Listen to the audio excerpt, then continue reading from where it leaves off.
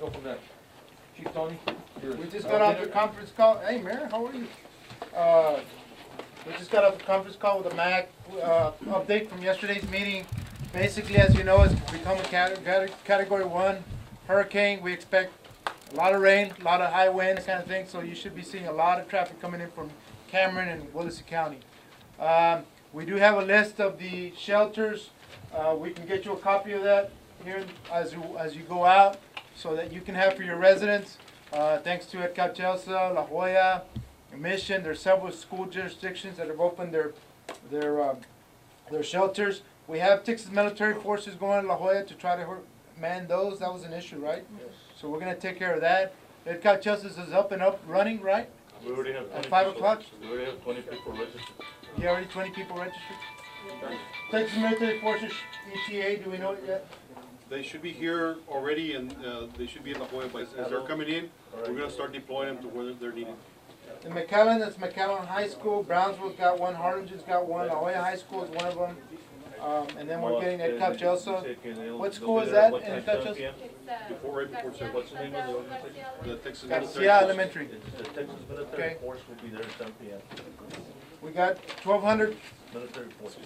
1,200 Texas military forces, 3 incident command teams. Texas Task Force 1 is ready. And we have several ambulances. They'll show up there. The hospitals have reported that they try to clean up as much. You weren't here yesterday, but I think you had a representative here yesterday. We are trying to see if we can clean up some of the beds so that we can make room, especially from Cameron and Willacy County. So I'm hoping that that's what's happening. I know Legends had an issue, and we're trying to take care of that situation with 45 patients. So thanks for your cooperation on that. I wanted to meet with y'all one more time to see if there's any unmet needs or some things that we need to talk about, so we can talk about them now, because things are going to gear up here pretty soon. Our EOC is open 24 hours. 211 is going to be open 24 hours. We do expect several calls coming in, so we have added up to 200 residents already on our 211 system. So any 911, any non-911 calls, I need your help to just let them know to call 211, and we'll answer those questions, so we can give the local jurisdiction some help. Our precinct offices are working. All 4 precincts are sandbagging and helping. Our courthouse employees, the courthouse is closed, just so you can know, and we're moving them from judicial function to emergency operations, so the precincts can have help and others can have help. So that's what we're doing at this point. If you have any calls about courthouse and what we're doing there. Will it be closed tomorrow? Yes, it will be closed tomorrow, because we need 24 hours manning this office, so that we can, and also so that precincts can have some help. So we're going to start, and also shelters. We're expecting to man the shelters, so we're also looking forward to that. Questions, concerns? Tony, did I miss something? Yes, sir. I just want to cover a couple things. On the 211 system, people are calling to a 211. If the home health agencies are calling you all, their respective city jurisdictions, and saying, you know, we have a person here and we need them transported, we have them signed up with 211, and we actually had one earlier, and they said, we just want him transported from the mobile home he's at, but because he's registered with 211 and we're afraid the mobile home will blow away and transport it to the family house 3 miles away. We're not in the transport business, okay? Make sure that we tell the people that are calling straight up front, we're not here to transport your patients from point A to point B. Call an ambulance, call one of the provider services. And the response was, well, Medicaid doesn't pay for that. And my response was, well, I'm not, if you want me to, I'll hang up right now, get in my pickup, and we'll put the patient in the back of the pickup, and we'll transport them where you want. Well, we can't do that. So make sure you make that very clear to people that are calling in regards to that. Shelters, we expect, I know some will have some donations and some food, but if you can tell your residents to have food, medicine, and clothes, that would help out. You know, we're not in the business of sheltering either. We're supposed to evacuate. This caught us just a little short-footed here because we didn't expect a hurricane. So the shelters will be open, but please be cognizant of the fact that we're hoping that they bring a little bit of food or some provisions so they can help out the situation. When we gave out the bags at La Jolla, we gave them a list of what they need to bring to the shelter with their bags, and we signed them in coming with their phone number. Low-lying areas, as you know traditionally at the city of Vandenberg, anywhere else, if you have low-lying areas that you know flood, this is the time that you probably need to move them because it is gonna happen. 10 to 15 inches of rain are expected here pretty soon. So, we are concerned about localized flooding. You know, I just want to reinforce one more thing on the release of information. We're not trying to control anything that the cities are trying, any information flow, your public information officers or the appearances. All we're trying to do is make sure that when the information is released, it all goes out at the same time. So that way, one, you know, for example, in the case of shelters, there was a release made out a little bit earlier, and they put the La Jolla shelter on there when it's not even manned. We immediately called, and it's been corrected since then. Hopefully nobody will show up there before it's opened up. That's all we're asking. Before you open up shelters, before you do something, That's what we're afraid of. just it's all about coordination, communication, and talking to each other. So we can do everything evenly and at the same time, or within the same time frame. What's happening is our MAC is stationed in McAllen. We're sending our request to the MAC. The MAC is sending the information out, and they're sending information in through the MAC, to the multi-agency coordinating floor 3 of the city of McAllen. So, And as we go into this storm, and as it gets closer and we get responses going, if you have unmet needs, remember we have to document it, and we use the form, the ICS form 213. Everybody that's taken the training should be familiar with it. It's just very simple, hand filled out, fax it in, and we'll try to fulfill it, and then we'll just move forward from there. We'll forward it to the state or to the MAC to see if we can fulfill that need. Make sure we keep good documentation. It's not that we're trying to be overzealous in the documentation. Well, yes, we are. Because if this does turn into a type 1 incident where we have totally disastrous results and we could have the opportunity of FEMA reimbursement, if we don't have all those requests documented, they go out the window. You don't get reimbursed, and neither do we. So at this point, we're still on our own, and we're still going to continue to operate as dependent on each other, and we'll stand shoulder to shoulder the whole time. questions, concerns, Comments? comments? Mayor? I have a question. We were offered a support by Leon Longoria, our Mission Police Chief, for dispatch. But at current, my police chief says I can handle the calls because they'll go straight to him. And then if we're overloaded, we'll send it to Mission because they're going to have extra dispatchers. So we want to take a little bit of load off of him, and if the moment comes, we'll make our call. I want to ask him to go ahead and document every call that we make, though, that he gets in, so that we're going to log our calls. Yeah. Yes, So we want please. to try and take the load a little bit off of him because we know Mission's going to be burdened, but we appreciate their help and we'll send it off to them. Okay. Okay, there's a lot of jurisdictions that have local EOCs. Just make sure that you fax the information to us so that when you're asking for requests or for help, that we document everything so we can have one package asking for assistance back from the state. You got a question, sir?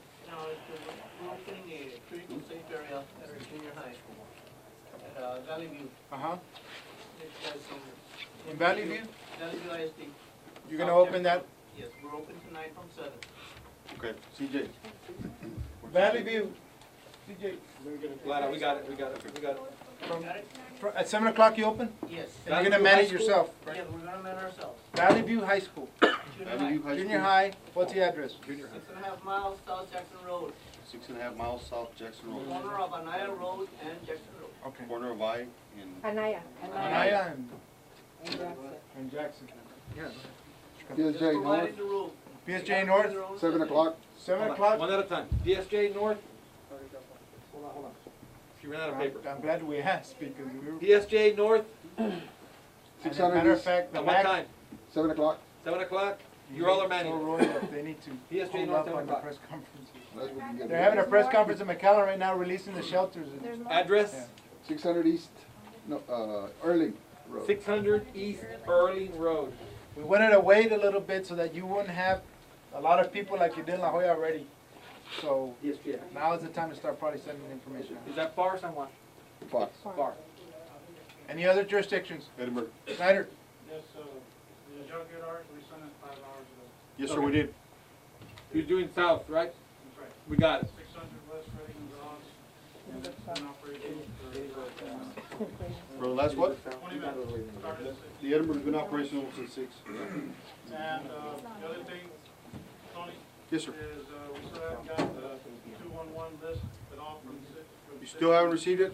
from this morning. Okay. We have not received it at all. Don't leave, get with us so I can get Mario to get you a hard copy, because he sent it out, I know he sent it out twice, so. So we got our 5. Did everybody else get their 211 list?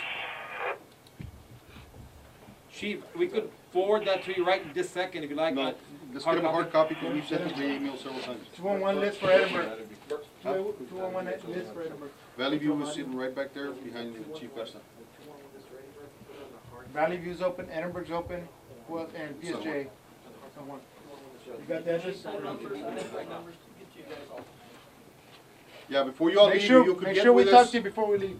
You three, Edinburgh, Snyder, Valley View, Mr. Cantu. Anybody else have Anything anything? else? This thing's supposed to hit us after midnight, between 1 and 4 in the morning. Hopefully it's just a bunch of rain and very light winds, but we doubt it. So, I'm trying to be optimistic. So, Try to keep your residents off the streets. It's gonna be tempting, but. Questions, concerns, comments? Sandbagging operations are gonna continue in our precincts Well, We we're, needed more sentinels. we're still there right now. Yeah. And, again, we're going to be, we have a skeleton crew on call and they're on 24 hours, so anything they need, they can call us and we're ready to respond. Edinburgh Courthouse still has sand, right? We got some sand back here also, Chief. Okay. I mean, Judge, if you need some back here, Chief. Wesco Precinct 1, we're sandbagging still. Still sandbagging. Do you have empty sandbags? do we have empty sandbags? I can find Valley- out how many. We still have bags. In Precinct 2? Okay, Okay, you need some in Valley. we'll get you some. Before you leave, just make sure you get with us and get everything else fixed up. I know it's hot in here, yes, sir, in the back. Do we have information, the website, or you said that we need to be? Yeah, on the website, we're being updating that. As soon as we change information, the shelter information you just gave us should be up and running. We'll put it on immediately after. Yeah, right after this meeting. The next conference call, just so you can know, the next statewide conference call is at 9:30. 9:30 is our next state conference call. Snyder, you've been getting on from the fire department? Sure. Y'all are always welcome to come here or any local jurisdiction to listen in. Okay? There's a lot of people coming in from San Antonio and other jurisdictions. I think you're playing host to some of them at the airport, or no? Texas Task Force 1? Nobody's asked us for Not any. yet? Okay. We're ready. George, you got some going to Wesco, no? We've got a lot of people in Wesco right now. Yeah. Aviation resources. HEB, parking lot, all right. Aviation resources will be coming in. We got resources coming in, so we just need to stand by and start rolling them out as soon as Dolly goes through. One other thing, we're working on the points of distribution for food, water, and ice, and pre-staging those locations and identifying them, county-wide. We're looking for places. We're gonna try to use the 4 precinct buildings that we have out there, the Palmer Pavilion, the Veterans Park and Mission. I think Sunrise has one. We still need to work all of that out. We might need to establish some with some of y'all cities where, you know, the other cities can come over. And that's for the stuff that the state's gonna be sending us in the next couple of days, you know, if we lose power. Jack Collins, for some of y'all, I don't know if all of y'all have listened to the call, but he keeps talking about the power grid going out. I don't know if he knows something we don't, but he's mentioned that in the last 4 or 5 calls. So I think something's up with the power grid. We're gonna probably be without electricity here in the next few days. Pointer distribution in precinct 1, Joseph, do you have a tentative right now? Probably Sunrise precinct 1, will probably be Sunrise Park. Mona, precinct 3, you wanna do inspiration? Probably we could do that. Tentatively, South Inspiration, Veterans, but we'll confirm that. Of course, points of distribution are after this comes through. If we need to hand out water, ice, and food, that's where we're gonna do it out. We'll get you that confirmation here, you know, as soon as it comes in.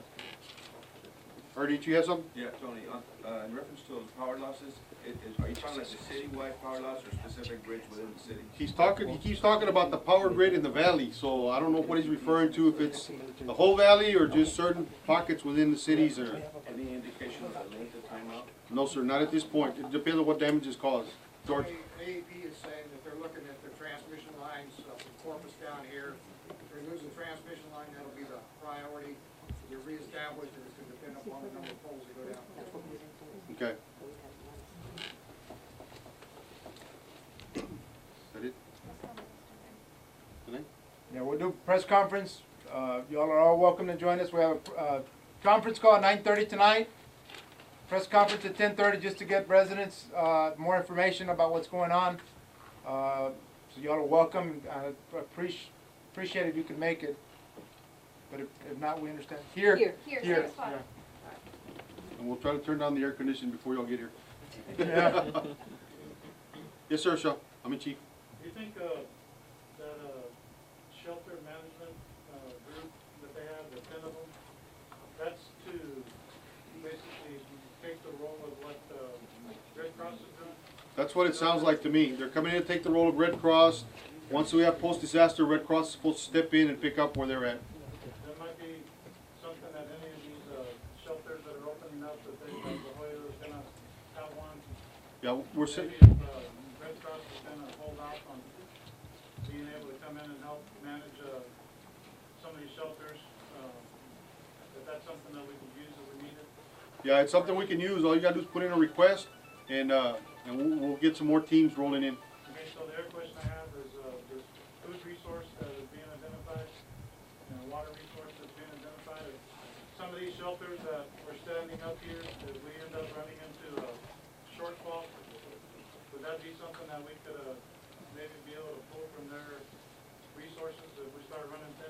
We can run it up the chain, chief, to the state, but with the word that we're putting out on the shelters and what should have gone out with the press release is that they bring their own food, water, at least 3 days supplies while we shelter them up. We're real hopeful in Edinburgh that the Red Cross is going to be materializing here in the next day and a half and just take over that responsibility and we step out of it.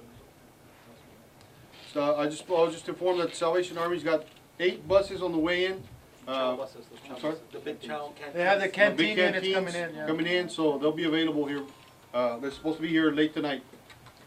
So that might just solve some of our problems. Yes, sir. Is the busing system already in place, or is pretty much gonna be handled locally? The what now? Say again? Busing system. The busing system for what? For evacuation. Evacuation. Out of the valley? No.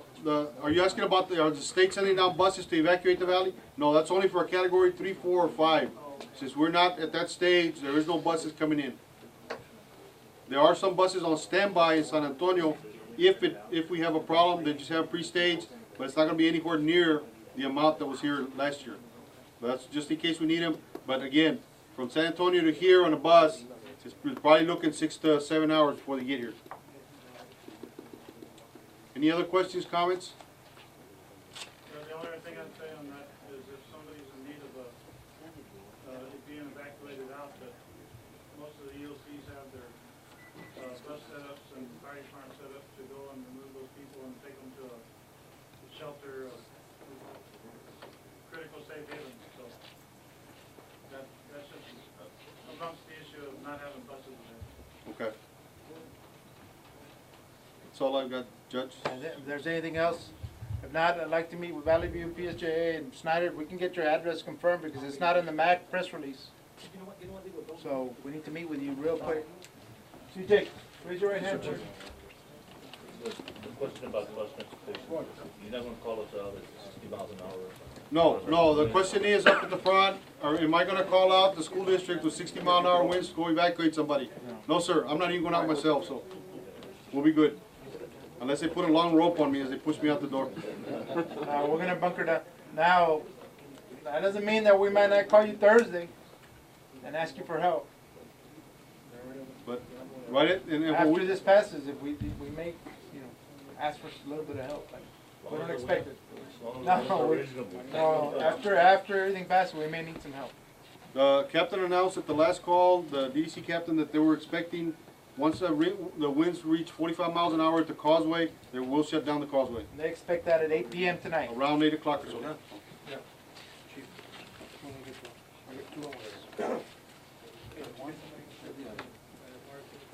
All right, thank you. Okay, hospitals, please stay behind, hospitals and EMS. Here, Miss City Council. You got a city council? Don't you have a city council? Who needed those 211 files? Eddie, see you later, man. We'll get together after all this. All right.